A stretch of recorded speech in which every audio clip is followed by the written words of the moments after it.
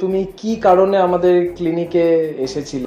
প্রথমত এসেছিলাম আমার দাঁতের রুট ক্যানেলের একটা প্রবলেম ছিল, সেটা রুট ক্যানেল করাতে। আর পরে আমি সামনে যে দুটো দাঁতের মধ্যে গ্যাপ ছিল, সেটা স্মাইল করলে খুব মানে কি একটা অড লুক আসতো, তো সেটাকে ঠিক করতে। ওকে, তো মোটামুটি কতদিন ধরে এই প্রবলেমগুলো তুমি ফেস করছিলে? গ্যাপটা তো আমার বাই বার্থ ছিল, আর এই রুট ক্যানেলের রুটের যেটা সমস্যা ছিল সেটা প্রায় দিন 15 ধরে।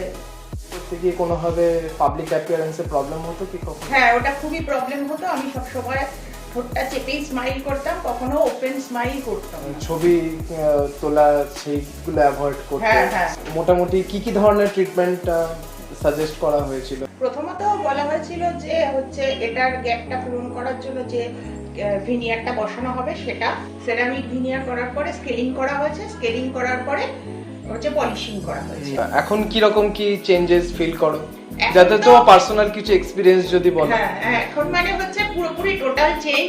এখন আমি ওপেন স্মাইল করতে পারি, প্রত্যেকে নোটিস করে না যে দাঁতের মধ্যে গ্যাপ আছে, বরঞ্চ তারা বলে যে হাসিটা খুব সুন্দর লাগছে। More of natural and colour, মানে ভিনিয়ারের কালার, দাঁতের কালার সব একদম সেম। কেউ আইডেন্টিফাই করতে পারে না যে আমার আগে গ্যাপ ছিল। আচ্ছা, প্রথমে তো গ্যাপটা ফিল করার জন্য দিন সাতেকের জন্য একটা টেম্পোরারি লাগানো হলো। সেটা দিন সাতেক বাদে ওটা রিমুভ করে, যখন আমার সেরামিক ভিনিয়ারটা রেডি হয়ে আসলো, তখন ওটা রিমুভ করে নতুন ভিনিয়ার বসানো, দাঁতটা উপর দিয়ে ট্রিম করে তার উপর দিয়ে বসানো হয়েছে, এবং প্রসেসটা খুবই ভালোভাবে হয়েছে। প্রসেসের সময় কোনো পেইন? না, ওই প্রসেসের সময় কোনো পেইন হয়নি, বরঞ্চ আমি ইয়ার প্লাগের গান শুনতে শুনতে এইটা করেছি। এটা আমার লাইফের মানে একদম একটা গ্রেট এক্সপেরিয়েন্স।